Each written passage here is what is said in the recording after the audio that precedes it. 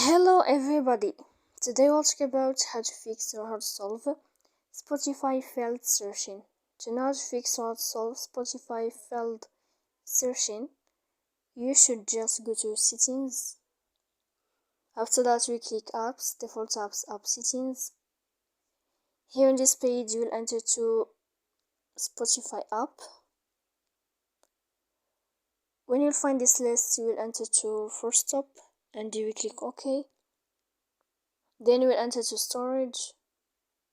Here we click clear cache, and in the end you can go to Play Store. You can click uninstall and you can wait a moment to install again your app. So please don't forget to support us by like and subscribe. See you next time in another video, and thank you for your attention and your watching.